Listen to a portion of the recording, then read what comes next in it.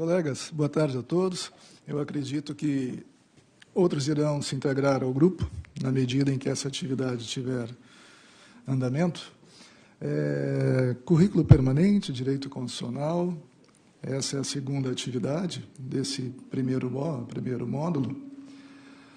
Agora, pela parte da tarde, a Imagens tem a satisfação de contar com a presença do Dr. Vladimir Aras. Eu acredito que o nome do nosso expositor dispensa a apresentação. É um profissional do meio, muito conhecido, mas, de qualquer forma, foi disponibilizado à escola um currículo eminentemente sucinto. O currículo do nosso palestrante não caberia nessa lauda. De qualquer forma, Sua Excelência é mestre em Direito Público pela Universidade Federal de Pernambuco, especialista em MBA em Gestão Pública pela Fundação Getúlio Vargas, professor assistente de Processo Penal na Universidade Federal da Bahia, procurador regional da República e, atualmente, é o secretário de Cooperação Jurídica Internacional da Procuradoria-Geral da República. Portanto, estamos diante de expositor que conhece com uma ampla dimensão o tema que será objeto dessa exposição. E acredito que os colegas já tenham, de certa forma, familiaridade com o tema. É claro, muitos dos colegas, atualmente, não têm jurisdição criminal, mas, de qualquer forma, o currículo é de direito constitucional, objetiva dar uma ampla reciclagem nos conhecimentos que todos dominam. Acredito que já tenham, eventualmente, se defrontado com essa situação no exercício da magistratura. Se ainda não tiverem tido, melhor ainda, aprenderão conhecimentos que serão expostos nessa atividade com foco na prática jurisdicional. Não é novidade para os colegas, acredito que a dinâmica anterior já foi assim, que a escola está adequando o seu projeto pedagógico às determinações da Escola Nacional da Magistratura. E, nesse sentido, nós estamos mesclando atividades expositivas com metodologias ativas. Vejo aqui o colega Vandré e outros colegas que recentemente estivemos juntos numa atividade de formação, José Ricardo lá ao fundo, e, evidentemente, essa atividade é marcada com esse perfil. Ou seja, teremos essa exposição do Dr. Aras, nessa primeira parte, e, após o intervalo, daí, então, passaremos a metodologias ativas. Já posso adiantar-lhes que trabalharemos com estudo de casos.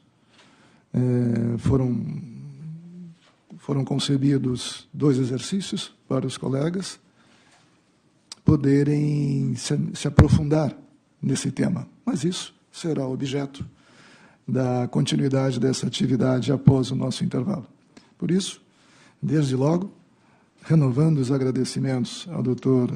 Aras, por ter aceito esse convite e colocando a escola à disposição de Vossa Excelência para essa exposição, passo-lhe a palavra.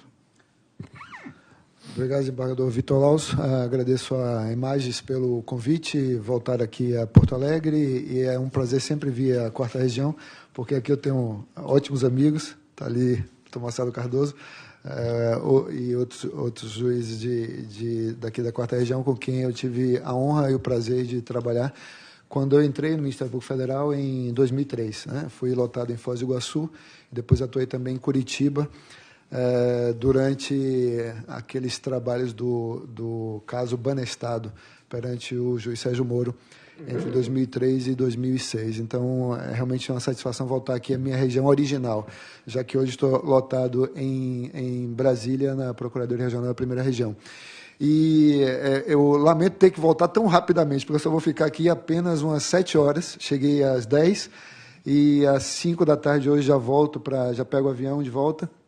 É uma visita que não corresponde a uma visita de um baiano, né, que é muito rápida.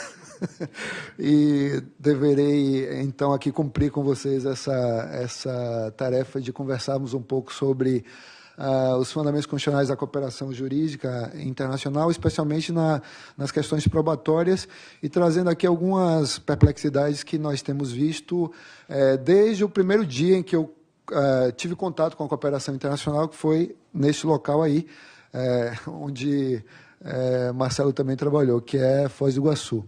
Eu vou pedir a licença do embargador para ficar de pé. E nessa realidade da cooperação jurídica internacional, nós temos uma dificuldade bastante severa, como todos os senhores e senhoras sabem, que é a falta de uma legislação sobre cooperação internacional no Brasil. Países que têm uma intensa atividade nesse campo, como a Suíça, por exemplo, tem uma lei de 1981, Portugal tem lei de cooperação internacional desde 1999, até o pequeno Cabo Verde, uma ex-colônia como nós, como o Brasil, de Portugal, tem sua lei de cooperação internacional, todavia nós ainda não a temos, e isso cria uma série de dificuldades que tornam a cooperação caótica. Isso aí é a Ponte Internacional da Amizade, Foz, Cidade do Leste, em 1996. Né? Isso é cooperação internacional para a prática de crime. Né? Essa é uma cooperação tradicional na época, e ainda hoje, como todos sabem, aí para o contrabando desse caminho, podemos imaginar que esses cidadãos aí, dos dois lados da fronteira, estão levando todo tipo de coisa, desde televisores, pneus, comida, mas também maconha, armas, agrotóxicos proibidos no Brasil, em qualquer lugar do mundo, e fazendo sua cooperação através da ponte, por meio da ponte. Só que a perplexidade inicial que nós temos, e aquela que se abateu sobre mim quando lá cheguei, uma das primeiras denúncias que eu fiz, e que, graças a Deus, foi recebida pelo doutor Marcelo, foi imaginar como se fazia a cooperação internacional do outro lado da ponte. Né? Nós temos, infelizmente, que usar outros caminhos, e esses outros caminhos, eles são caminhos extremamente burocráticos, especialmente nas regiões de fronteira, e isso, notadamente aqui no Rio Grande do Sul, mas em todos os estados fronteiriços do Brasil, mantém fronteira com outros países, geram situações bastante peculiares. Eu gosto de lembrar de uma que tem a ver aqui com o Rio Grande do Sul e uma outra que tem a ver com a França. Né? Todos nós sabemos pela história, e aqui a gente podia fazer um quiz aqui, tentar imaginar qual foi a última vez que a França teve o seu território invadido por uma força militar estrangeira. E aí, seguramente, todos aqui, juízes e juízas, diriam que isso se deu na Segunda Guerra Mundial. Né? Foi Hitler, com seu exército, que marchou sobre a França. Mas eu diria aos senhores que, recentemente, a Polícia Militar do Amapá o fez. Né? E o fez de que modo? Para encontrar um caminho de cooperação internacional. E qual era o caminho de cooperação internacional? Um caminho da fronteira. Um caminho que leva os homens da fronteira, os homens e as mulheres da fronteira a cometerem ilegalidades, porque é difícil compreender que esta ponte sirva para tudo, menos para a cooperação internacional. Porque o juiz não pode mandar o indivíduo no penal atravessar a ponte, um oficial de justiça ou quem quer que seja, atravessar a ponte para um simples ato de comunicação processual para uma ação penal. Não pode mandar que esse mesmo oficial de justiça vá ao outro lado para fazer um bloqueio de bens, sequer para a captura de foragidos, para nada. Para nada serve esta ponte e as outras tantas pontes que há nas nossas fronteiras. E as zonas que não têm proteção alguma, controle algum aduaneiro fronteiriço para a jurisdição penal brasileira, porque simplesmente não há nenhum marco normativo para isso. Então, esse caso do Amapá foi o seguinte, 2 cidadãos brasileiros estavam presos naquele estado e fugiram para a França, fugiram para a Guiana Francesa, que é território francês. E lá estando, acharam que estavam livres da jurisdição brasileira e que só seriam devolvidos ao Brasil por um demorado processo de extradição, que exigiria, pelos canais formais da cooperação, não atravessar a ponte que lá existe, mas mandar-se um pedido de Macapá a Brasília, de Brasília a Caiena? Não, de Brasília a Paris. E de Paris a Caiena, e de Caiena a São Jorge, que fica ali do outro lado do Oiapoque, onde o crime foi cometido. Então, diante dessa constatação, não sei nem se eles sabiam disso, os policiais militares do glorioso estado do Amapá resolveram pegar um bote, atravessaram o rio, marcharam sobre o território francês, usaram a mesma bota para empurrar uma porta, invadiram o domicílio, capturaram os indivíduos e trouxeram de volta ao Brasil, extraditados, abduzidos, ilegalmente repatriados ao Brasil, pelo mecanismo mais tradicional de cooperação que nós temos. Aí a pergunta é, estamos aqui diante no âmbito de um curso sobre constitucional. Se nós pensarmos que a Constituição veda a prova ilicitamente obtida, o que diríamos do réu ilicitamente obtido? Esses réus foram ilicitamente obtidos. É admissível levar adiante o processo contra esses indivíduos? A Constituição nada diz sobre isso, mas diz que nós devemos obedecer o devido processo legal. E o devido processo legal extradicional exige que exigiria do Brasil a apresentação de pedido extradicional à França.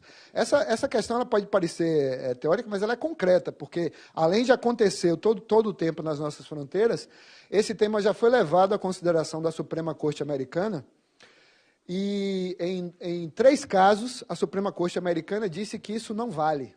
Essa tese, relacionada com a prova, não se aplica ao sujeito da relação processual.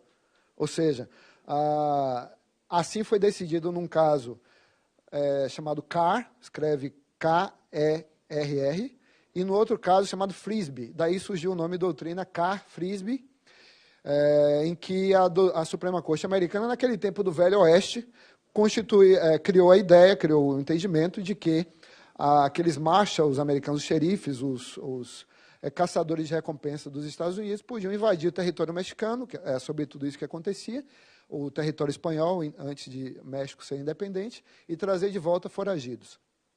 E existe um caso muito interessante da doutrina constitucional americana sobre isto, que é o caso Álvarez Machain, que era um médico mexicano que foi abduzido, a palavra é exatamente essa, não é aquilo, um ET, né, que vem com um raio e chupa você, um mercenário, uma força clandestina que captura o indivíduo em território estrangeiro onde não há jurisdição, à revelia do devido processo legal local, e levou esse Álvarez Machain, que era um médico mexicano, para o território americano. Ele era suspeito de ter cometido ter participado de uma sessão de tortura contra um agente da agência antidrogas, a DEA, dos Estados Unidos.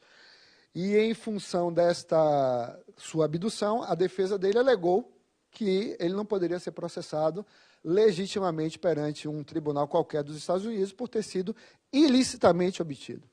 No entanto, a Suprema Corte Americana reafirmou a doutrina Carr-Frisbee e autorizou a continuidade do processo penal, e, para a sorte dele, ele acabou sendo absolvido. Mas, se houvesse sido condenado, todos aqui podem imaginar o que aconteceria com este cidadão mexicano, que seria naturalmente submetido à prisão perpétua ou, quiçá, à pena de morte, já que foi acusado ele de um homicídio de um agente federal dos Estados Unidos. Então, tudo isso é muito relevante e nos lembra, na nossa realidade também, de outros eventos em que a jurisdição brasileira falhou na perspectiva da proteção dos direitos fundamentais de acusados, o devido processo legal, né?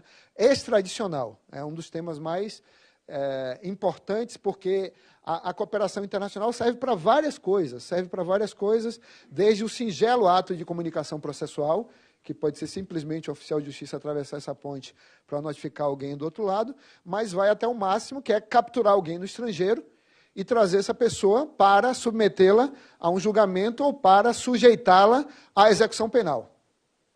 E essa execução penal no nosso território atende ao máximo de 30 anos pelo artigo 75 do Código Penal e pela própria jurisprudência do Supremo.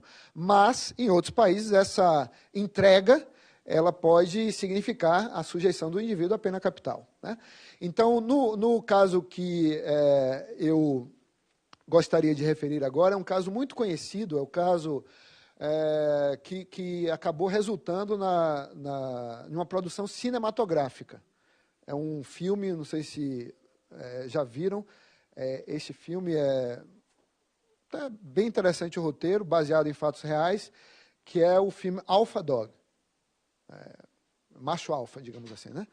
Esse Alpha Dog retrata a história de um narcotraficante da Califórnia que acabou matando o irmão de um parceiro de crime.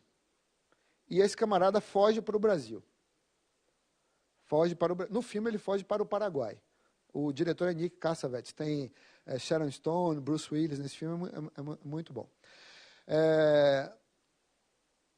Na história real, o indivíduo se chamava Jesse James.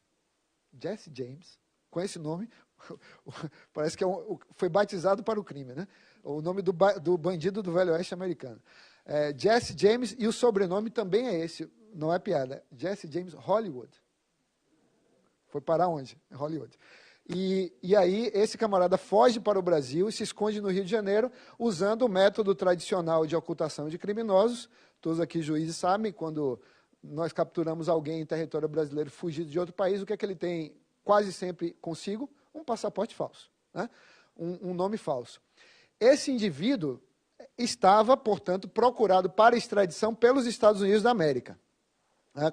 Com o nome incluído em difusão vermelha, como todos sabem. O método de difusão vermelha é essencial para a captura de forageiros no exterior e, em muitas jurisdições, é um método suficiente. Não aqui no Brasil, porque o Supremo entende que as difusões vermelhas, a simples inclusão de um mandado de prisão expedido por uma autoridade competente no estrangeiro, não é suficiente em nossa jurisdição para que a pessoa seja presa. É preciso sempre a ordem judicial do Supremo num procedimento tradicional, uma PPE, né? Um pedido de prisão para fins tradicionais. Então, muito bem.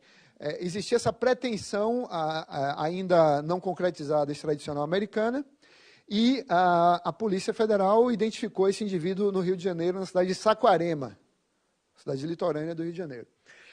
E realizou uma operação encoberta, junto com o FBI, para capturar esse indivíduo.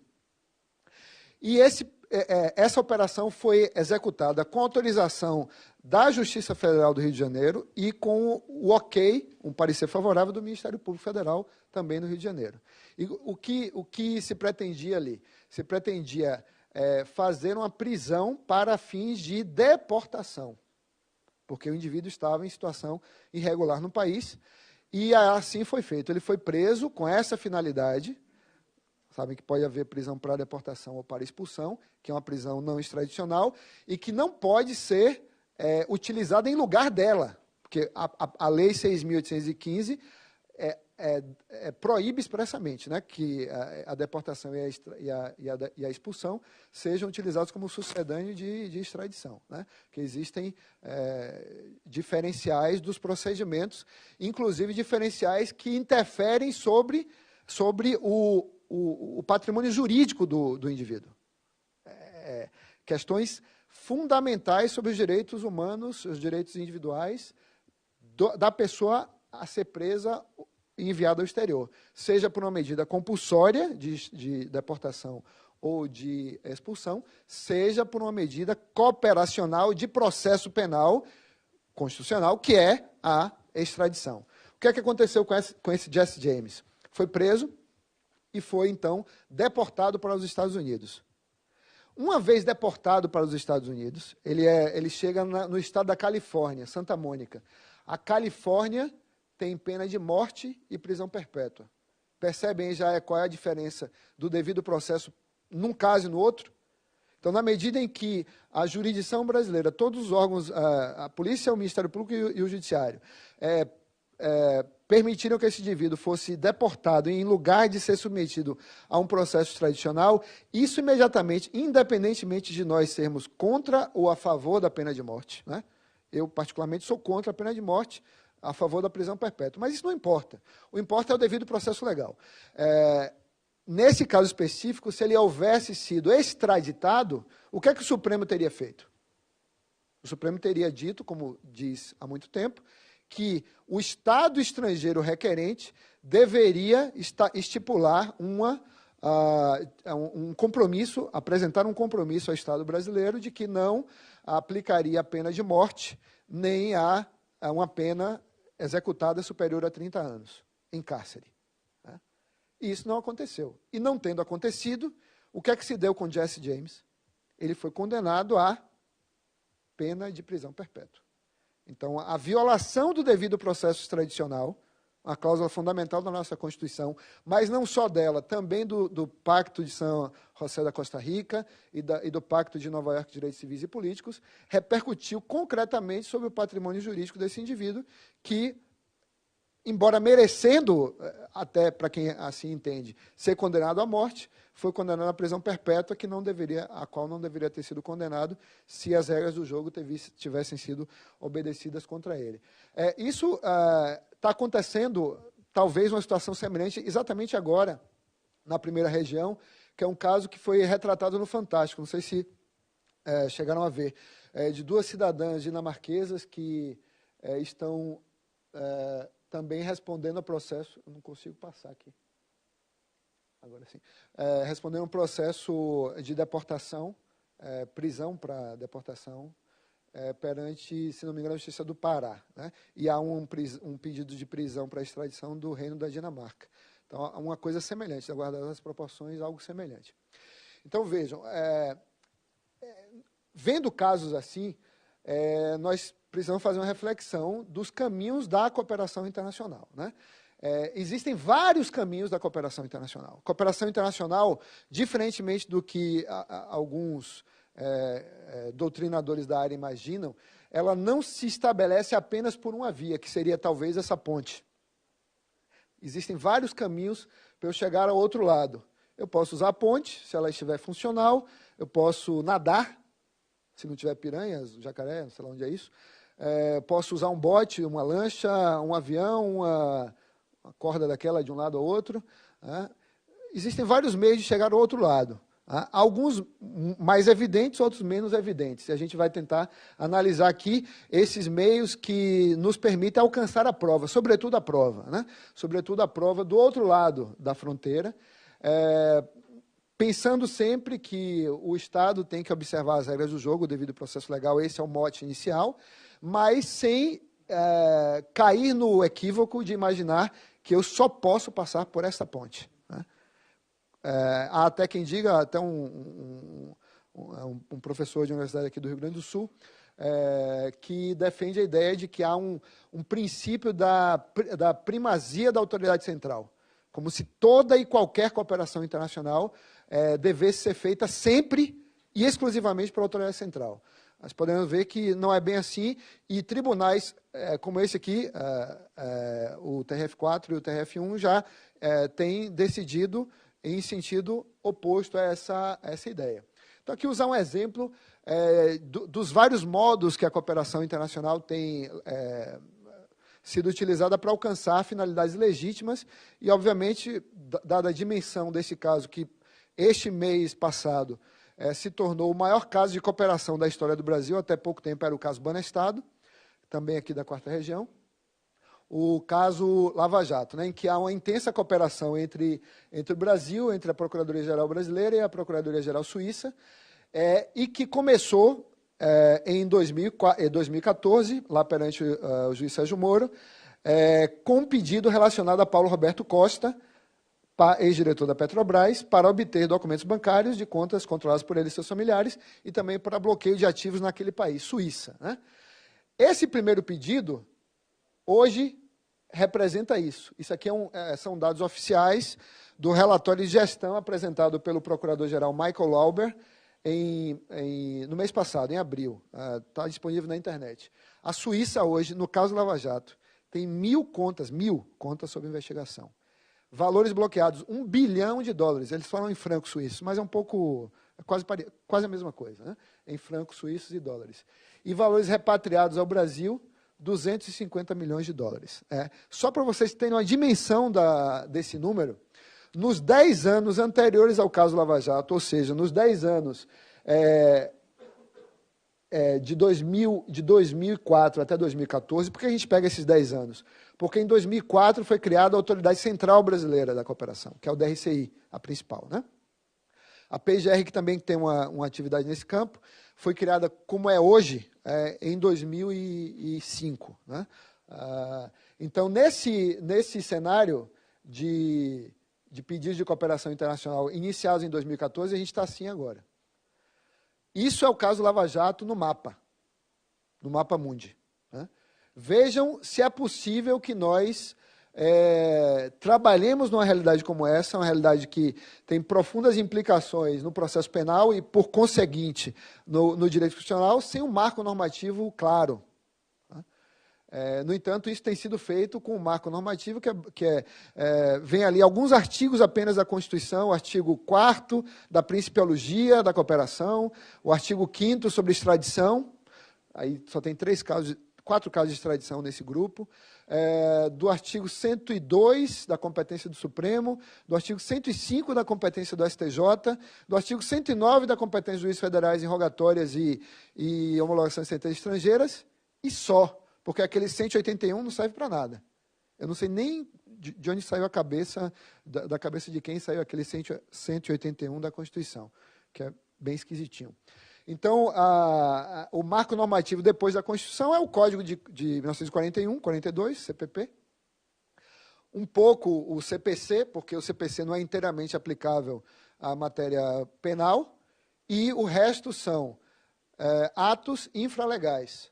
Atos infralegais do Ministério da Justiça, do Ministério das Relações Exteriores, do Supremo, do STJ e da Procuradoria-Geral. E que levaram essa investigação surgida em Curitiba para um total de 130 e tantos pedidos de cooperação, mais de 130 pedidos ativos, para 33 países e 70 pedidos passivos. O Brasil recebeu. Isso é extraordinário. No caso Lava Jato, o Brasil recebeu 70 pedidos de cooperação. O que significa isso? Que há 70 apurações, ou autônomas ou vinculadas umas às outras, em diferentes países, mais de 26 países, relacionados a pessoas físicas ou jurídicas implicadas no caso Lava Jato. Ou seja, ou são corruptos locais, ou são empresas corruptoras, como aquelas que fizeram contratos com a Petrobras, ou aquelas que, na segunda onda, acabaram se envolvendo com a Odebrecht, e numa marolinha que vem ali junto as questões relacionadas com o financiamento de campanhas no exterior. Né? Há uma dimensão extraordinária desse caso iniciado em Curitiba e que se toca também em Brasília e agora no Rio de Janeiro e São Paulo. Ou seja, envolvendo aí quase todos os TRFs, menos o TRF da 5ª região do Recife. A cooperação internacional tem essa finalidade, né? Tem essa finalidade, não é o caso aqui de nós falarmos sobre isso, estamos diante de juízes federais. Mas é importante frisar que, no caso Lava Jato, o mais importante é o número 2, a obtenção de provas. Então, dessa massa de casos, a grande quantidade, a maior quantidade é para obtenção de provas no exterior. Pedidos ativos de Curitiba e Brasília, e logo em terceiro lugar, Rio de Janeiro, para obtenção de provas no exterior. Essencialmente documentos bancários. Né? Às vezes testemunhos também, mas sobretudo documentos bancários. Em segundo lugar, vem os pedidos relacionados à recuperação de ativos, para bloqueio de ativos e para a internalização desses ativos. Aí vale um parêntese, porque nós temos aqui um problema enorme, que se reflete nos números que eu acabei não dando, acabei me perdendo na fala, que nos 10 anos anteriores à Lava Jato, só foram repatriados para o Brasil, de 2004 até 2014, 45 milhões. Não são 45 milhões de euros, não são 45 milhões de dólares, não são 45 milhões de libras, são 45 milhões de reais. nos 10 anos anteriores. Por que isso? Todos aqui sabem o motivo. Pode não ter ligado as ideias, mas todos sabem o motivo. O sistema recursal. O motivo é o sistema recursal. Porque talvez um tema que o Supremo ainda deva enfrentar na linha da discussão sobre a execução no duplo grau. Porque o Supremo compôs a ideia, mas existem outros elementos que precisam ser equacionados, inclusive este. O confisco penal pode ser implementado no duplo grau? É uma pergunta muito importante para mim, que trabalho com isso todos os dias. E a gente tem tentado fazer isso já desde que o Supremo sinalizou a jurisprudência.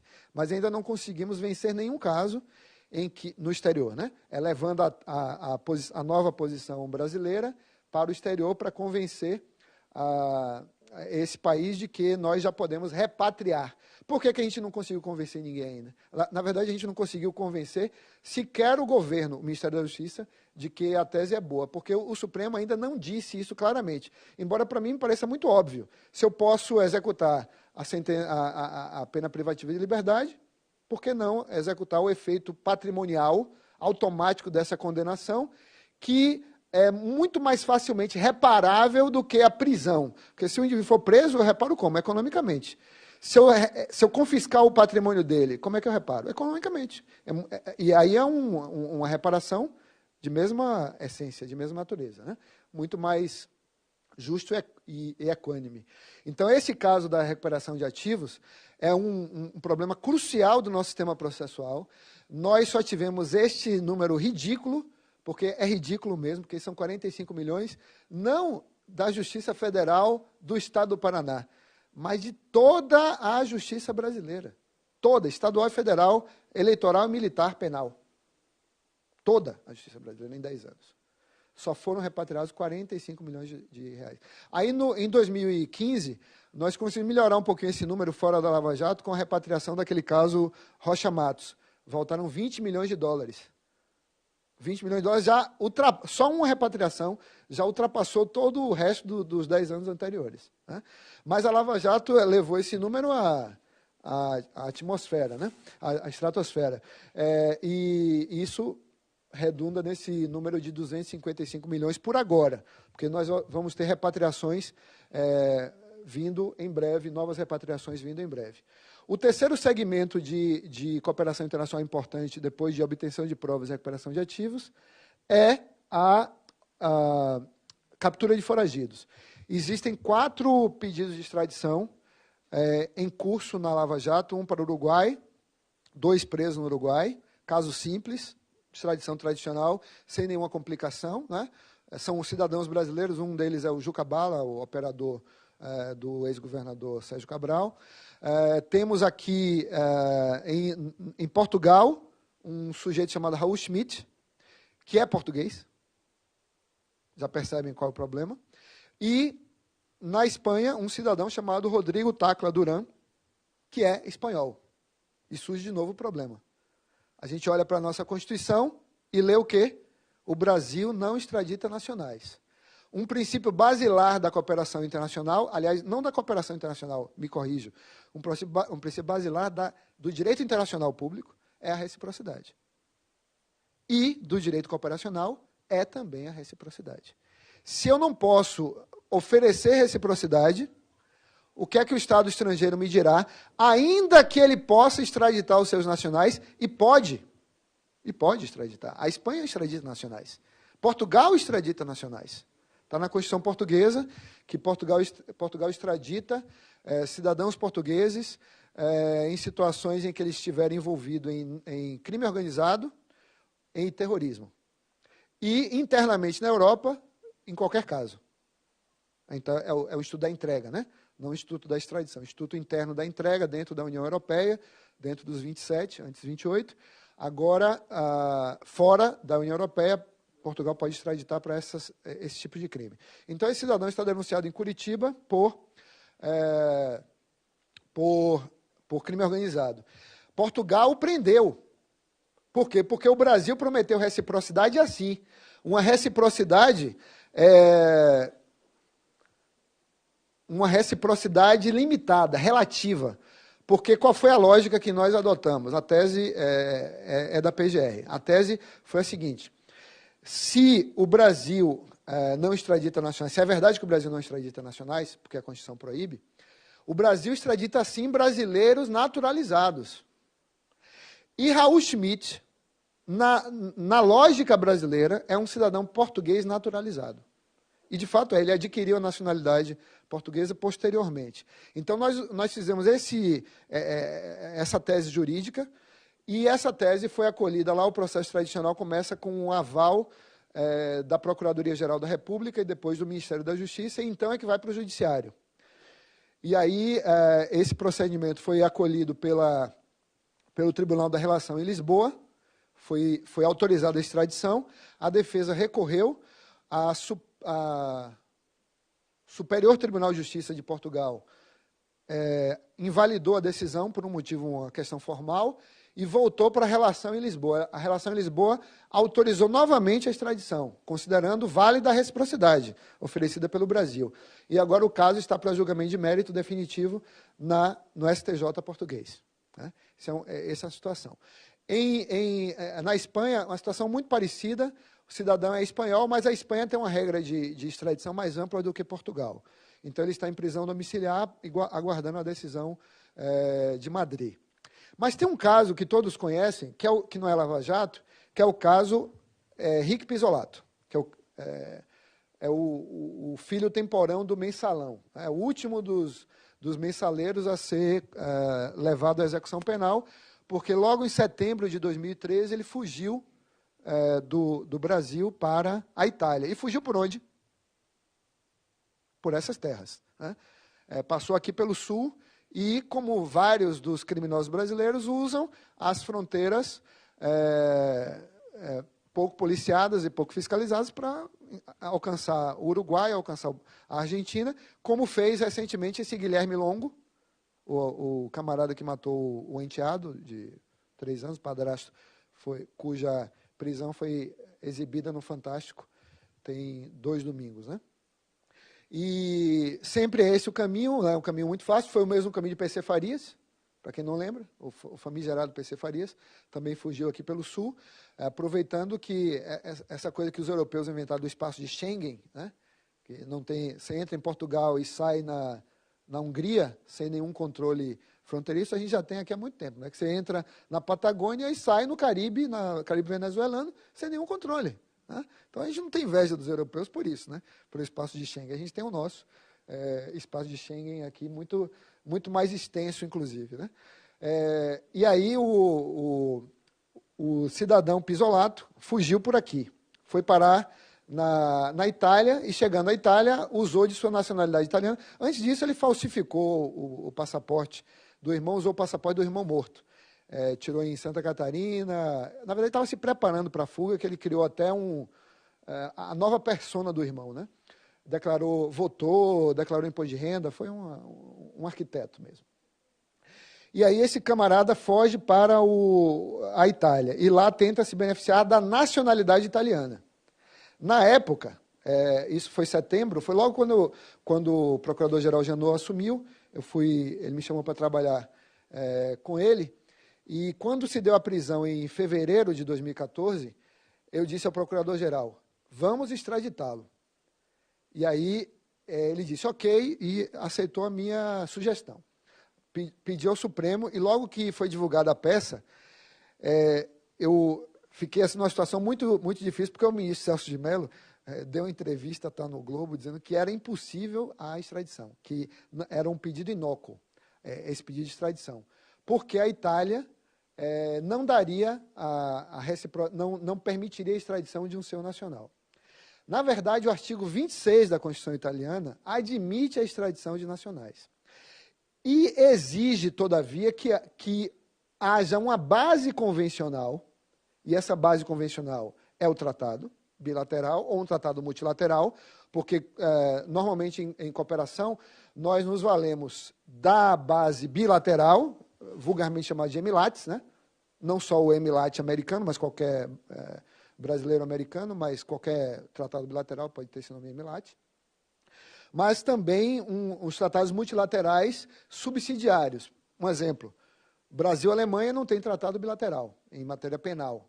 Nós podemos usar os multilaterais subsidiariamente na falta desse bilateral. E quando não há nenhum nem outro, nós podemos utilizar naturalmente a reciprocidade.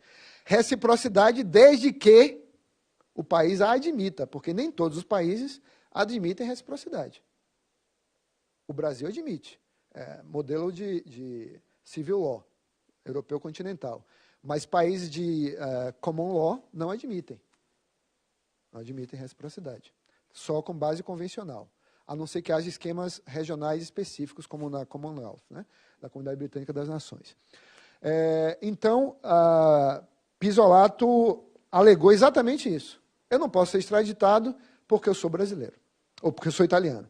Eu não posso ser extraditado porque eu fui submetido a um juízo de exceção no Supremo Tribunal Federal. Eu não posso... Aquela história da confusão entre o juiz de garantias e o juiz de instrução. Juiz de instrução no sentido de juiz investigador, né? Como tem na Espanha, na França e aqui no sistema federal argentino.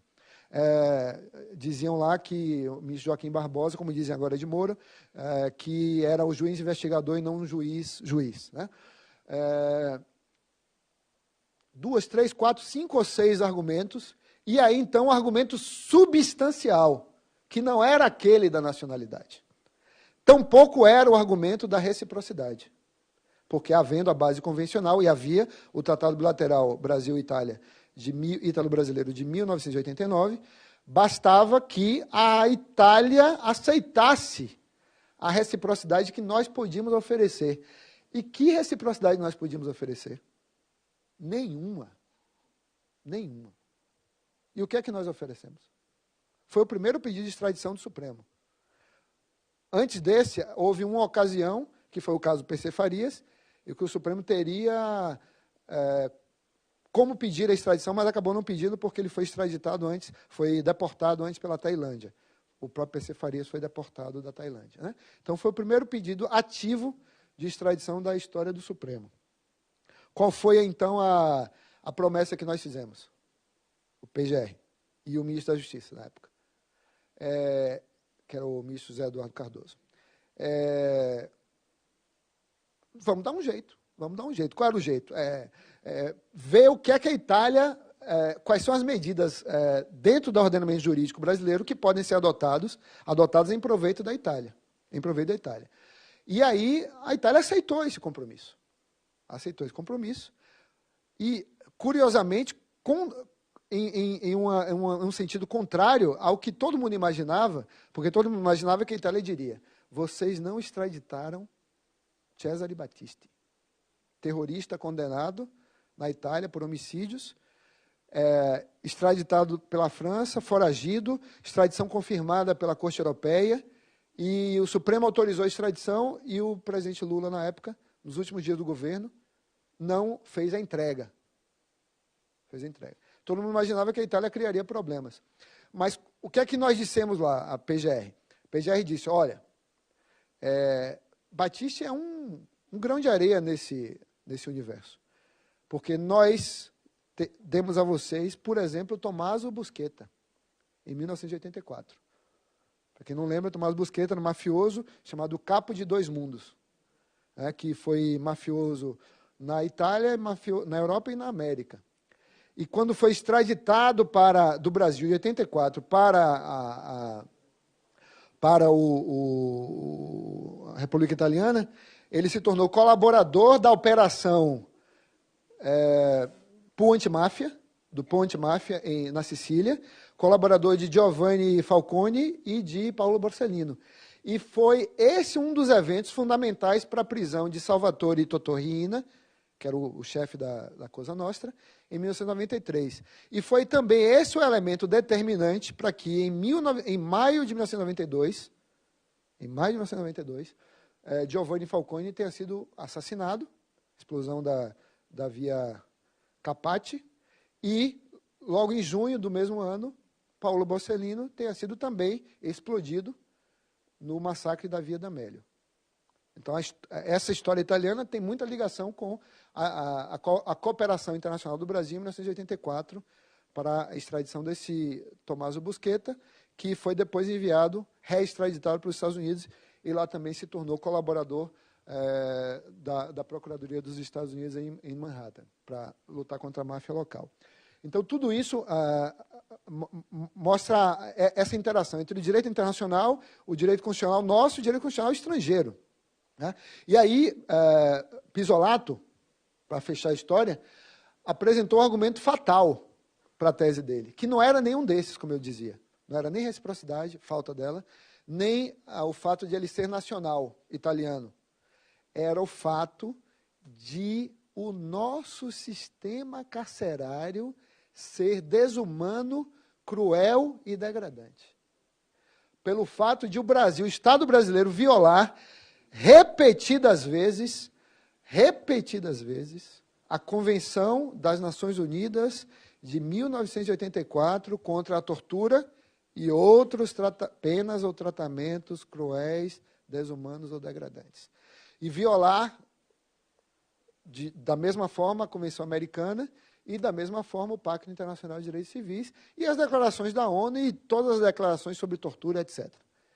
E, por ricochete, aí que vem a coisa curiosa, por ricochete, eu cliquei, violar a Convenção Europeia de Direitos Humanos. Por quê? Não sei se vocês já estão familiarizados com o caso Zering contra Reino Unido. É um caso em que um cidadão alemão, esse Zering, foi preso na Inglaterra para fins de extradição, capturado a pedido de um estado da costa leste, não lembro se é a Virgínia ou se é a Carolina do Norte, um estado ali da costa leste americana, para responder um processo de homicídio lá. Estado que tem penas para além das nossas, né? Sanções penais para além das nossas. E para além das europeias também, onde a pena de morte foi abolida. Nesse caso Zering, a alegação da defesa foi de que o Reino Unido, vinculado à Convenção Europeia de Direitos Humanos, Convenção de 1950, do Conselho da Europa, né, não podia extraditá-lo, porque qualquer lesão ao direito fundamental dele, praticado nos Estados Unidos, poderia ser responsabilizada o Reino Unido perante a Corte Europeia.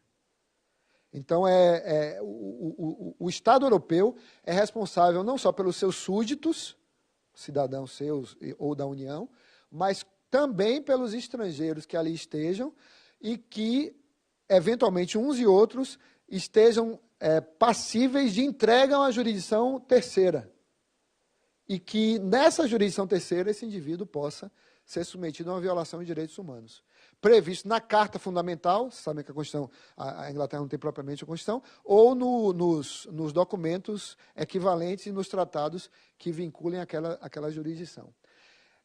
A solução lá nos Estados Unidos foi mudar uma lei estadual, que cada estado americano, como todos sabem, tem seu próprio Código Penal. Né? Mudaram a lei estadual lá para que a extradição fosse concedida condicionalmente e o indivíduo fosse recebido em território americano. Então, a partir disso e de outros casos que se somaram a essa ideia, a Europa passou a ser muito mais rigorosa com o Brasil nesse tema. Nós já sofremos derrotas no Reino Unido, na Dinamarca e na Áustria nos últimos anos, justamente pelo sistema prisional. Isso quando nós não víamos na internet, em qualquer lugar do planeta, as cabeças sendo cortadas. Nós perdemos. Então, imagine aí os senhores e senhoras aqui, juízes, em Bolonha, eram 3 juízas, vendo o Tribunal de Apelação de Bolonha, vendo o vídeo de Pedrinhas. A defesa juntou o vídeo de Pedrinhas. O que é que vocês diriam? Eu vou mandar este cara que está aqui, que eu estou vendo, para este lugar? Não vou mandar. Então, elas indeferiram a extradição em Bolonha. E aí o Ministério Público de Bolonha e o advogado contratado pelo Brasil, a pedido, o PGR-AGU contratou um advogado e esse escritório representou o Brasil lá nos tribunais italianos. O caso foi a Corte de Cassação, em Roma, e a Corte de Cassação reverteu a decisão. admitiu as garantias que o Brasil deu de que ele seria colocado numa ala específica da Papuda e que seriam feitas revisões periódicas, como nós estamos fazendo periodicamente. Eu tenho ido lá, colegas da PGR, temos ido lá fazer relatórios de inspeção na unidade em que ele está preso, que é o CDP da Papuda, para garantir que a execução penal dele esteja de acordo com a LEP, com a Constituição, com o Pacto Internacional, com a Convenção Americana e com o que o Brasil disse que ia fazer no fio do bigode com a Itália. Né? Criou até uma situação curiosa, porque a juíza da execução penal de Brasília disse que a gente estava dando um tratamento privilegiado a Pisolato, o que não é verdade. A verdade é que os outros estão tendo um tratamento desumano, cruel, degradante, indigno, ilegal, inconstitucional, inconvencional, e que expõe o Brasil à Corte Interamericana de Direitos Humanos, como, na verdade, nós estamos expostos. Todos viram que a Corte juntou todos os casos do sistema prisional brasileiro, o caso do Curado, do Aníbal Bruno, né, do Recife, o caso do Urso Branco de Rondônia, e outros tantos, talvez até aqui o Presídio Central de Porto Alegre, não sei, tem uma situação também dramática, né, e reuniu tudo para julgar coletivamente o reiterado descumprimento do Brasil a recomendações e atos normativos internacionais que nos obrigam a ter um sistema prisional decente. Né? Então, essa é a realidade que nós temos no campo extradicional, no campo da cooperação, vinculando aí com as convenções e os tratados de direitos humanos. E o que é que a gente pode tirar desse quadro aqui mais? Desse quadro, isso. Né? Eu utilizo esses mecanismos de cooperação internacional, por comunicação de atos, por obtenção de prova, captura de foragido, quando outros meios não me estão disponíveis. E que outros meios são esses? Vou passar isso aqui direto, né? Isso é uma classificação, não interessa muito. Que outros meios são esses? Fazendo uma breve aproximação aqui para estabelecer dois momentos, um primeiro momento de inteligência e um segundo momento probatório, eu tenho, já aqui nesse quadro, pelo menos 3 formas de alcançar a informação no exterior. Né? Um primeiro momento, que é para unicamente fins de inteligência, eu não posso usar em juízo, né? que se faz por meio da Interpol, das várias difusões, né? ou dos outros sistemas da Interpol, das redes de cooperação como a IBRede, como a rede da CPLP, ou organismos como esse aqui, a Eurojust, que é o organismo de cooperação da União Europeia, o Europol, ou a cooperação bilateral, propriamente dita, entre polícias ou entre ministérios públicos, ou eu vou usar para fins probatórios, única e exclusivamente os requests, né, os pedidos de assistência jurídica mútua e as rogatórias. Né? Esse é o quadro que eu tenho. E o quadro se sobrepõe a um ambiente normativo, a um emaranhado normativo que não se beneficia de uma legislação clara e que não especifica aqueles poucos dispositivos que estão na Constituição sobre cooperação. Como eu disse, uns 4 ou 5 dispositivos que tratam, sobretudo, de competência, 102, 105, 109, e de limitações à extradição, artigo 5º, 2 incisos no artigo 5º, e uma matéria principiológica absolutamente genérica, que é o artigo 4º. Cooperação entre os povos para o progresso da humanidade. Não me diz nada. Mas eu tenho ali outras regras que aderem também ao ambiente cooperacional, algumas das quais a gente já examinou aqui, rapidamente. O devido processo legal, por exemplo, por interferir no patrimônio jurídico, concretamente, como eu demonstrei. Segundo, o contraditório. E falando de contraditório, já liga com a própria temática aqui desse diálogo que me pediram para estabelecer com vocês aqui hoje, que é uma suposta violação ao contraditório que existiu na cooperação da Lava Jato, Brasil-Suíça, no momento em que foram invertidos os sinais, né? Invertidos os sinais da cooperação ativa e cooperação passiva. Porque todo mundo acha que é a mesma coisa, a cooperação ativa e passiva. Mas não é. Parece a mesma coisa para nós, porque nós não temos lei que o diga. Mas, para países que têm legislação clara nesse aspecto, como a Suíça, é chamado EIMP, né, que é o Estatuto Suíço de Cooperação, d'Entraide, essa lei de 1981 faz uma diferença do procedimento contraditório na ativa e na passiva. Então, para a Suíça, um pedido de cooperação, passivo, ou seja, um pedido ativo nosso para a Suíça, tem um procedimento contraditório que é fundamental no rito lá. Não pode ser ignorado. O Ministério Público Local, que é o MP da Confederação, o Ministério Público da Confederação, é obrigado, que é o equivalente ao MPF, é obrigado, que lá também tem Ministérios Públicos Cantonais, né? É obrigado a notificar o sujeito da cooperação, para que ele exerça o seu contraditório e recorra ao Tribunal de Bellinzona, que é o Tribunal Penal que cuida dessa matéria, em segundo grau, para questionar o ok, que é tipo um exequatur, que o MP local tenha dado ao pedido de cooperação.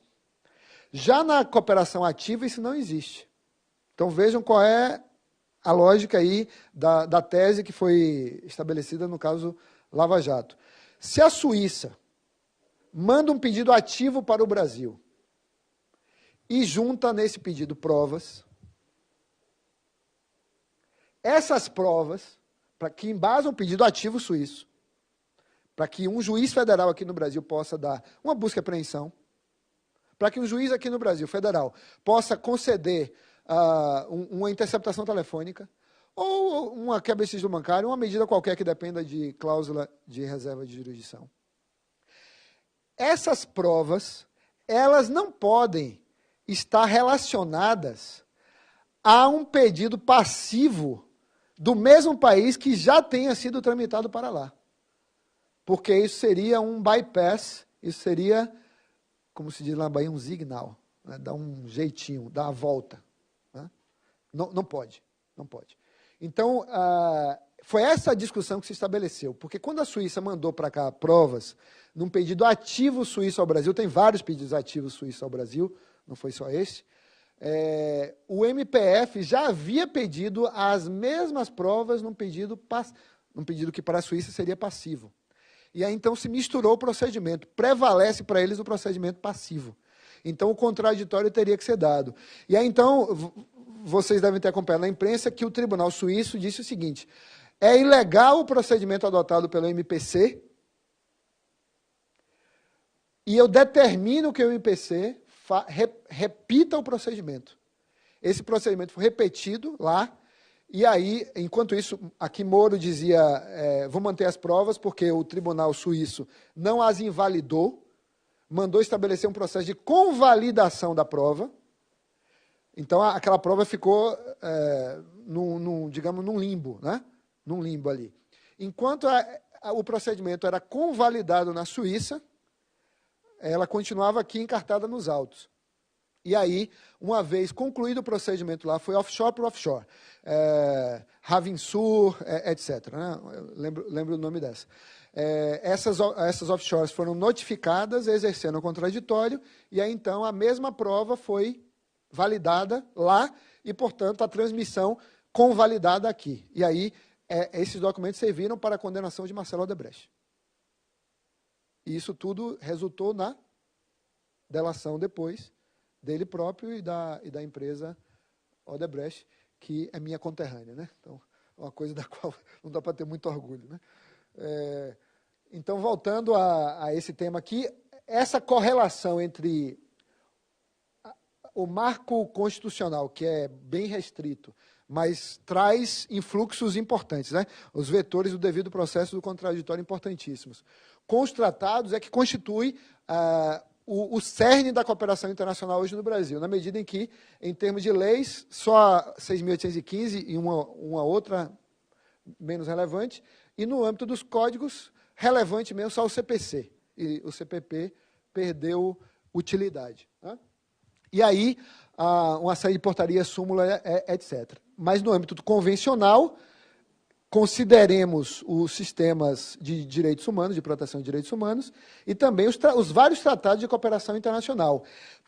Em matéria penal, que tem basicamente essa estrutura. Podem olhar Viena, 1988, narcotráfico.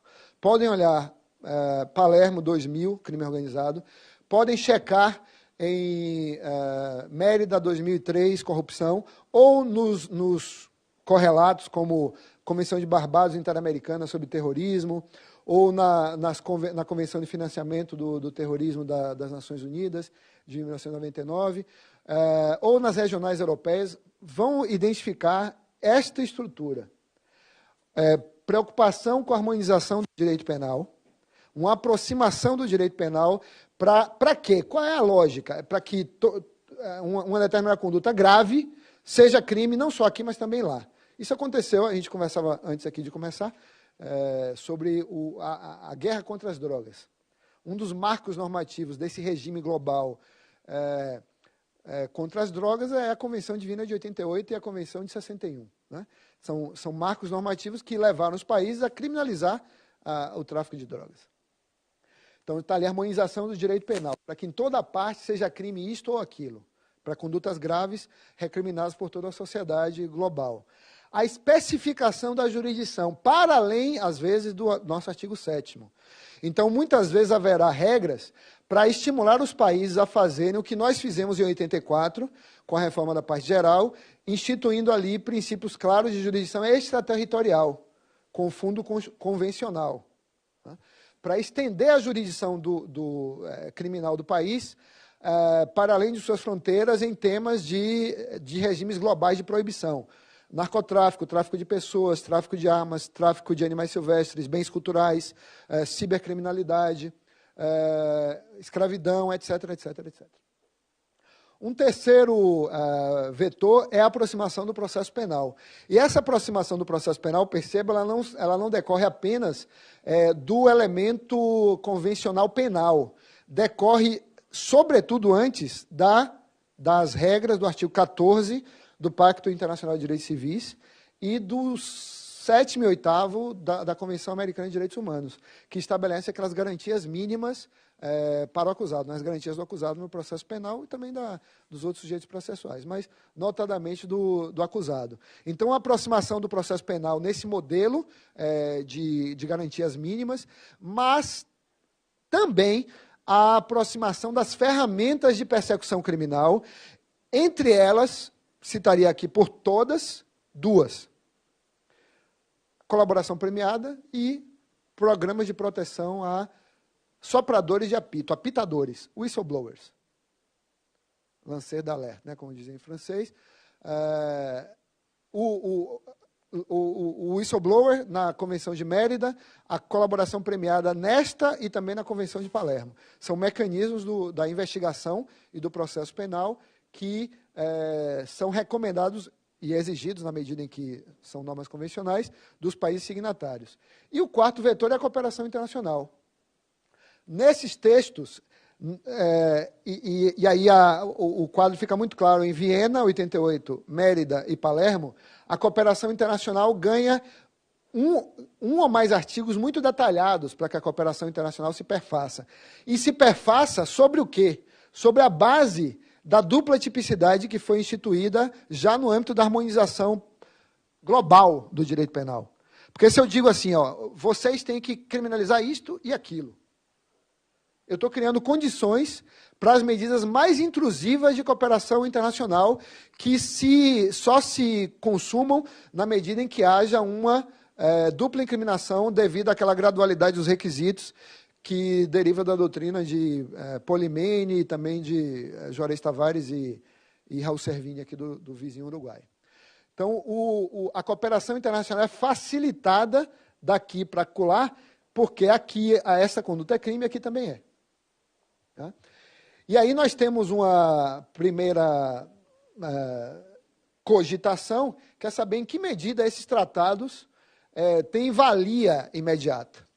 Para as normas incriminadoras, todos nós aqui sabemos que não há a possibilidade dessa valia, porque existe a necessidade de uma intermediação por uma lex populi, né? O princípio da reserva legal, penal em sentido estrito.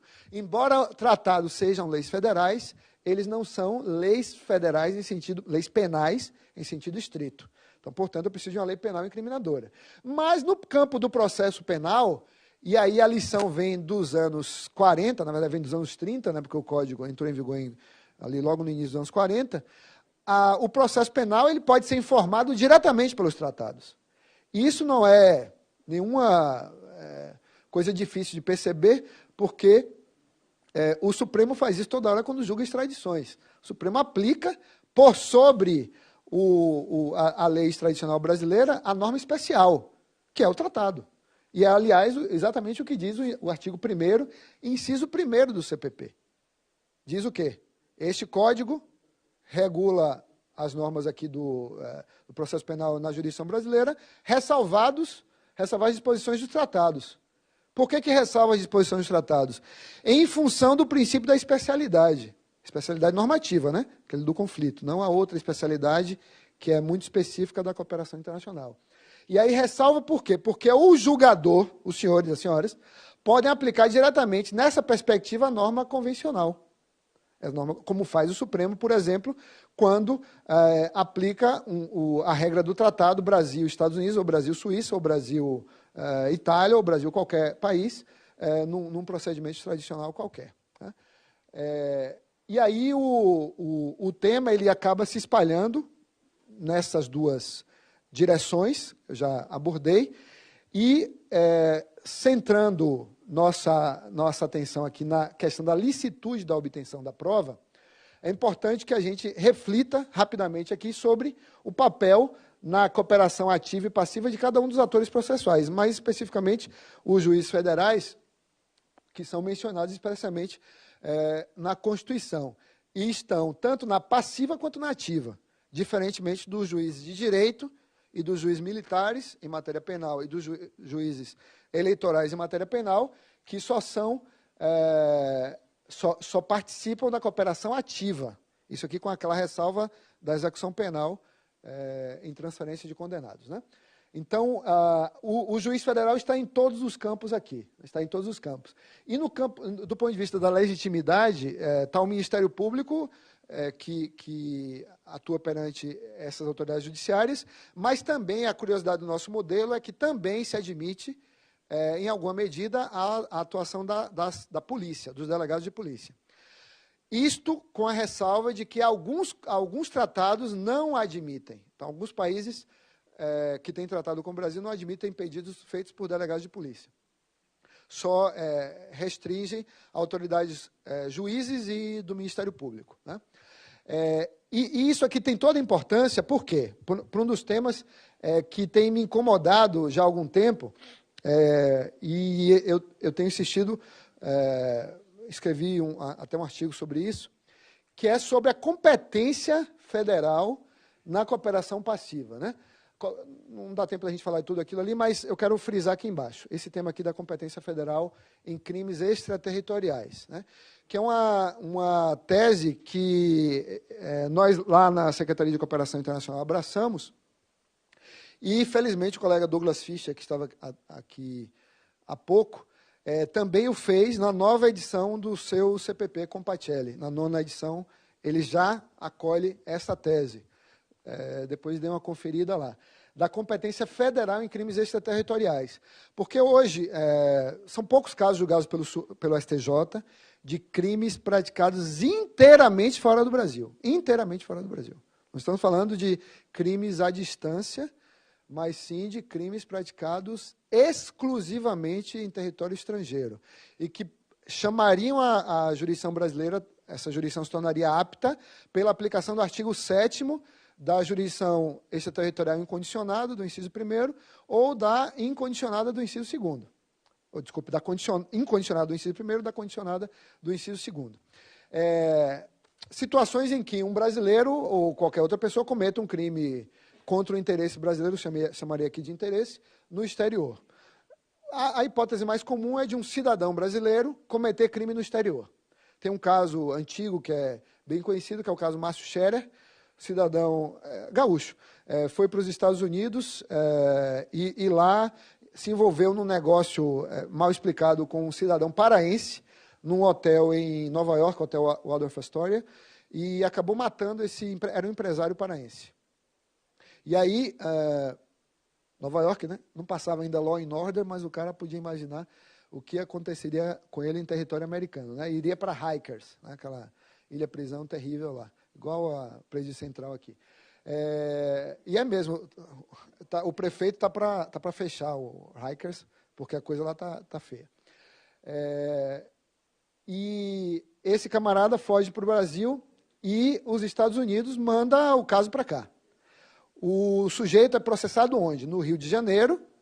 Por quê? Porque ele era pelo artigo 88 do Código de Processo Penal. Artigo 88 do Código de Processo Penal diz, e 89, aquelas questões de competência internacional da justiça brasileira, né, em matéria penal. Se o indivíduo morava no Brasil antes do crime, ele é processado na capital do estado, onde por último ele residiu, na capital, embora ele tenha morado no interior.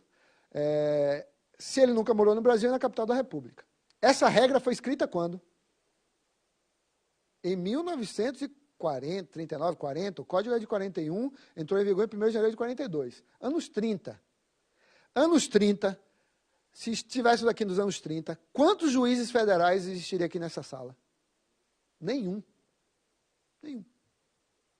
Por quê? Porque a Justiça Federal foi extinta nos anos 30. E só foi recriada quando? Os senhores sabem melhor do que eu. Quando é que foi recriada a Justiça Federal? De primeira instância? Nos anos 60, né? 67, né? 10 de maio? Ah, então, parabéns. Parabéns para a Justiça Federal. Muito bem. Então, era um momento em que a Justiça Federal não existia. Aí, a doutrina e eu não vou nem chamar de jurisprudência, desembargador, porque 2 ou 3 casos no STJ e um caso no Supremo, que é um caso julgado pelo ministro Marco Aurélio. Esses casos esparsos. Vem dizendo, e o Supremo, nesse caso, e o STJ em 2 ou 3 casos, dizem que a competência é estadual, como foi no caso Márcio Scherer, como tem sido quase sempre. Por que seria estadual? Porque o artigo 88 diz que é da Justiça da capital do Estado. Mas espera aí, esse código tem alguma... Os senhores já olharam quantas vezes a palavra juiz federal está escrita no Código de Processo Penal? Quantas vezes? Nenhuma. Não existe nenhuma vez. Por quê? Porque não existia. Então, existe razão para o legislador, nos anos 30, 40, estabelecer competência dos juízes federais e dos estaduais? Não. Era só o juiz de direito. Muito bem, esse é um aspecto. Tem um aspecto de reforço que é o seguinte, tanto é assim que não existia essa necessidade do legislador estabelecer essa divisão de competências, quem prevalecia se era o juiz federal ou se era o juiz de direito, que existe a súmula 122. Por que a súmula 122 foi aprovada pelo STJ? Justamente porque não existe nenhuma regra na legislação dizendo, em matéria de conexão, a Constituição não diz, e também o CPP não diz, tampouco o CPP, que prevalecia na conexão a competência do juiz federal. Daí que o STJ estabeleceu esta súmula. Então, toda a jurisprudência, ou casos, espaços, e a doutrina que se construiu em torno da ideia de que eram os juízes de direito os competentes, está errada, e me permitam dizê-lo, com todas as vênias, porque a legislação não autoriza, primeiro, este entendimento. E segundo, porque o artigo 88, que estabelece a competência, não é regra que designa o juiz competente ali da capital do Estado, ou da República, não é regra de competência material, é territorial, puramente territorial. Puramente territorial. E esse artigo vem sendo lido desde 1967 como se fosse regra de competência material. E não é. E aí tem outros argumentos de reforço, que são argumentos históricos. Existe um decreto, eu não vou me lembrar, me desculpem o número, mas quem quiser... Tem um artigo sobre isso que eu publiquei no meu blog. Um decreto de 1898. 1898, 7 anos depois da proclamação da República, em que está dito que a competência para crimes praticados no exterior é da Justiça Federal, que acabava de ser criada. Então, nos primeiros anos da República, era dos juízes federais essa competência. E ela continuou sendo assim, mesmo na época dos códigos estaduais, que era justamente esses primeiros anos, né? São esses primeiros anos da nossa República, né? Cada estado tinha o seu código de processo. E em 1911, quem tiver na internet, dá uma olhadinha na lei 2416 de 1911, artigo 14, lei que está em vigor. O artigo, vou lembrar o artigo agora, o artigo do final ali dessa lei. Ela está parcialmente em vigor, ela não foi recepcionada na cabeça, porque ela trata da extradição de brasileiros. O Brasil já extraditou nacionais, né?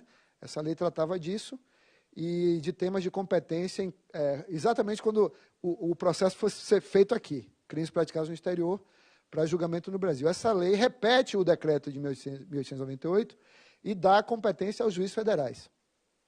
Essa lei, nessa parte, a minha interpretação é de que ela continua em vigor, porque nos anos 90 houve aquele movimento para a consolidação da legislação federal e ela foi uma das leis selecionadas para ser revogada. E não foi, porque essa consolidação de leis nunca saiu. Então, nesta parte, esta lei está em vigor. E ela atribui a competência dos juízes federais. Então, a soma dessa lógica, na Primeira República e logo na segunda década do século XX, a competência era da Justiça Federal. Os juízes federais desapareceram no primeiro grau em 1930 e tantos, no Estado Novo, e só voltaram a surgir nos anos 60. Isso nos dá, esses elementos nos dão razões históricas para afirmar que a competência é federal. E as razões constitucionais, elas se retiram da cláusula do interesse, do inciso 4. Por que interesse da União? Porque são as relações internacionais do Estado. Percebam que todas as regras que lhes dão competência, tanto no civil quanto no penal, aqui, muitas delas, todas não, muitas delas, têm elemento de internacionalidade. A bordo de navio ou aeronave, mas qualquer navio ou qualquer aeronave, para aeronave é mais difusa essa ideia, mas para navio, aqueles que têm capacidade de navegação transatlântica, né, que podem fazer escapar das margens do país. A questão da nacionalidade, no civil, né, matéria relacionada ao direito internacional. O inciso 3º, que cuida do tema dos tratados, quando isso está envolvido a competência dos juízes federais. O inciso 5º, agora, né? E o 5º, tradicional, também elementos internacionais. E o 10º. Vamos pensar aqui sobre o 10º. Por que a competência para crimes extraterritoriais seria dos juízes federais? Vamos lá. Imagino aqui que todos, ou pelo menos a maioria, tenha já executado pedido de cooperação internacional, né? Nas suas jurisdições, capital ou no interior dos estados da 4ª região. E esses pedidos de cooperação internacional, muitas vezes, são sobre um furto cometido em Portugal, ou um ato de corrupção cometido na Namíbia, ou um estupro praticado na China, ou um homicídio praticado no Uruguai. E aí vem um pedido ao Brasil, que tramita por aquele caminho todo que nós conhecemos, e esse pedido é levado para execução perante o juiz federal. E o que é que o juiz federal vai autorizar a fazer? Vai autorizar um oitiva, vai autorizar uma quebra de sigilo, vai autorizar uma busca e apreensão, qualquer diligência da menor, até uma comunicação processual, a mais intrusiva nesse âmbito, que seriam as buscas e quebra de sigilo, para um processo que está no exterior. Então, é de vocês a competência para um ato desse processo estrangeiro. Quando esse país manda o caso inteiro para o Brasil, não é de vocês? Por que era? E por que deixou de ser? Era porque o inciso 10 diz a execução de carta rogatória após o exequatur do STJ. É isso? O que é, na verdade, um pedido de um Estado estrangeiro ao Brasil para que nós assumamos a jurisdição de um caso praticado lá. Quando é que isso acontece? Isso acontece basicamente quando, primeiro, o indivíduo é nacional, ele não pode ser extraditado, e não podendo ser extraditado, se o resto é o Estado estrangeiro, se considerar de mãos atadas, não faço nada, ou então manda o caso para esse país, no caso para nós, processe aí. É um pedido, como o outro. A natureza jurídica desse pedido é exatamente a mesma do primeiro pedido. Só que é mais, é o menos e o mais. Para o menos são os senhores, para o mais são os juízes de direito. Não, e lembrando a premissa é, a internacionalidade está abarcada pela maioria dos incisos aí do artigo 109. Então, nós construímos essa ideia, e essa ideia é válida também para os pedidos de MLA, que sejam auxílio direto, porque a Constituição nada diz sobre o auxílio direto. Mas a construção que se fez sobre o auxílio direto foi uma construção símile, parelha com as rogatórias. Tudo que acontece com as rogatórias acontece com o auxílio direto. Então, seria essa a competência dos juízes federais. Então, para fechar, porque, infelizmente, senão não chego no aeroporto, e também o desembargador vai cortar minha palavra daqui a 1 minuto. Né? Nós temos várias vias para a obtenção de provas no exterior. Então, aquela imagem inicial da ponte. Né? É só a ponte? É só a autoridade central? Vejam que muita gente diz que eu só tenho a autoridade central como mecanismo de cooperação. Mas o que é, afinal, a autoridade central? É um cartório. E eu digo isso com muito conforto, porque eu sou autoridade central. Para o Canadá, baguncei aqui, quem pode me ajudar a voltar o que era. Para o Canadá e para a CPLP. A PGR, por 2 decretos, cuida do tema da autoridade central, da cooperação com o país da CPLP e Canadá. A outra autoridade central é o DRCI, a principal. A mais importante, que cuida de todos os tratados penais, salvo este com o Canadá, e cuida conosco da CPLP. Porque nos pedidos do MPF, do MP brasileiro, cuidamos nós. Dos pedidos que não são MP, cuida o Ministério da Justiça. Então, o que é que eu faço? Grande parte do nosso trabalho na Secretaria de Cooperação Internacional com o Canadá e com os ministérios públicos de fala portuguesa da África, da Ásia e Portugal, Europa, é de pura e simples burocracia. É um cartório. É um cartório. É checar se o pedido que o colega mandou está conforme, se está faltando um documento, pedir para ele acrescente um documento, corrija uma palavra aqui, corrija uma palavra ali, mandar traduzir, empacotar, botar no correio e enviar. É um cartório. Hoje, a simplificação do processo levou a que os advogados pudessem dar fé da sua própria atividade. Né? E, no contexto da cooperação internacional, então, nós temos tradicionalmente uma cooperação por via diplomática, uma cooperação que se pode fazer por legalização consular, que é um segundo caminho, né? Um segundo caminho, que é este caminho aqui, está longe ainda, isso vai ficar para uso aí, se quiserem.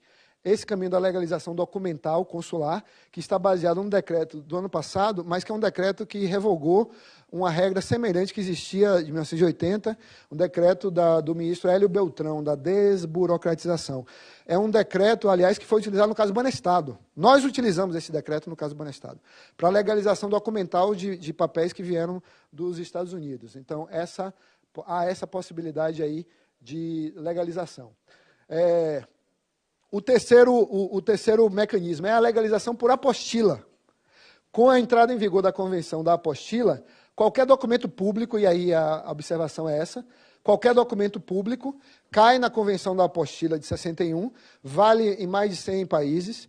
Então, um documento expedido por uma autoridade pública brasileira e, aí é importante para a jurisdição local, um documento estrangeiro apostilado tem validade em qualquer juízo brasileiro. Apostilado no exterior tem de ser reconhecido como válido, como prova válida no Brasil. Não é porque não passou pela autoridade central que não será válida. Aliás, esse é um mecanismo apostila muito útil para a defesa, porque um dos problemas maiores da cooperação internacional é a falta da cooperação em prol da defesa pelos canais mais usuais, que é a via diplomática e a via da autoridade central. Então, um jeito que a defesa tem de obter prova no exterior é apostilar, ou legalizar documentalmente, fazer a chamada consularização. Então, esse mecanismo da apostila que está regulamentado por esse provimento da Corregedoria Nacional e pela uma resolução do CNJ, é útil, inclusive, para questões administrativas do Poder Judiciário, né?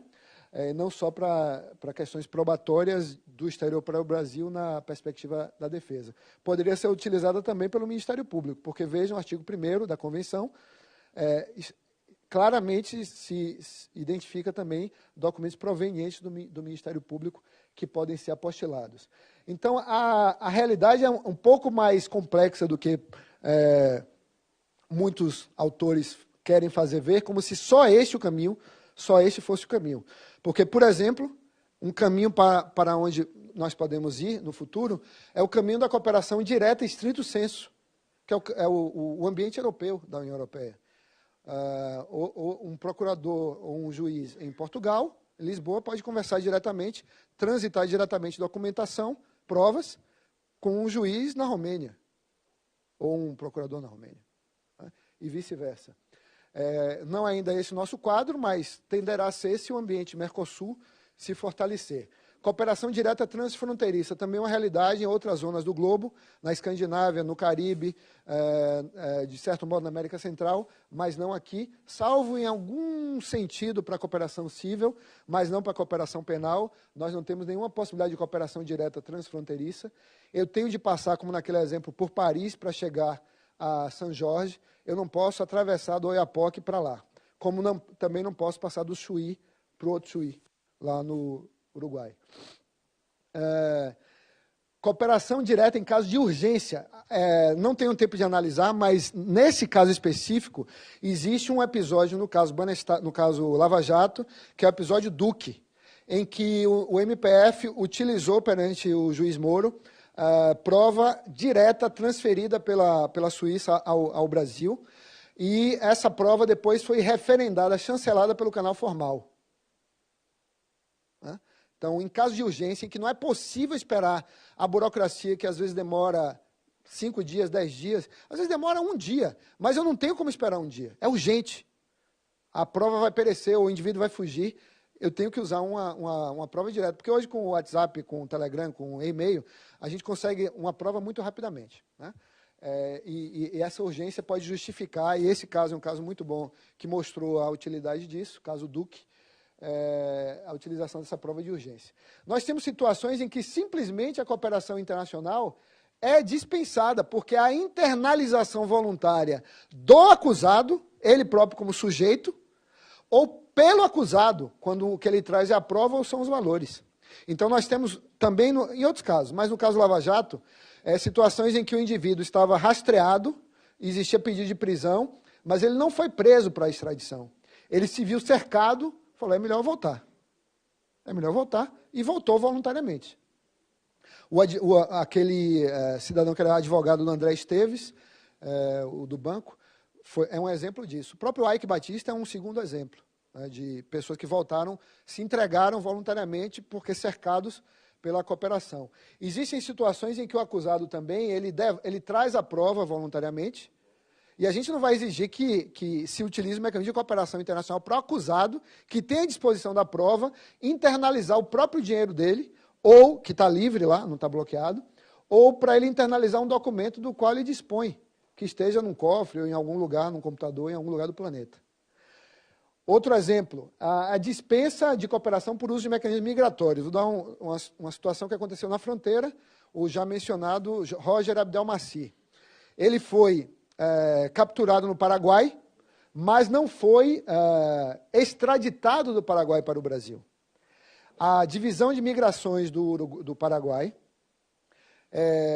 lá tem a autorização legal para proceder à deportação, ainda que o indivíduo esteja procurado para extradição, que era o caso dele, procurado pelos estupros em São Paulo. Então ele foi capturado e deportado. Então há uma possibilidade de utilização conjunta de ferramentas migratórias e que não são ilegais, diferentemente daquelas ferramentas na via inversa, né? Dessas mesmas ferramentas na via inversa, como no exemplo que eu dei sobre Jesse James.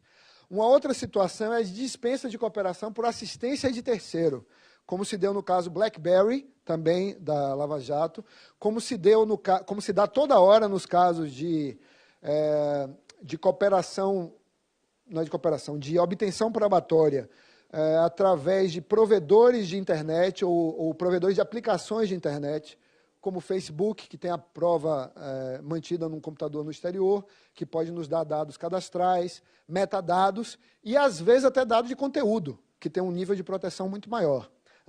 Recentemente, nós fizemos um caso em Brasília, na secretaria, em que aquele site Xvideos forneceu prova diretamente ao Ministério Público, voluntariamente, contribuição, assistência de terceiro. Eles basicamente atenderam uma requisição do Ministério Público brasileiro. Basicamente foi isso que aconteceu, voluntariamente.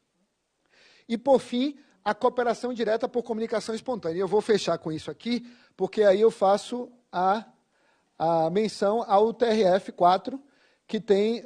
viram como tinha coisa aqui para falar? Infelizmente não vai dar tempo mesmo. Tem dois casos importantes de cooperação internacional, de cooperação direta em cibercriminalidade, com dispensa da via formal. Que é o primeiro aqui da 8ª turma, do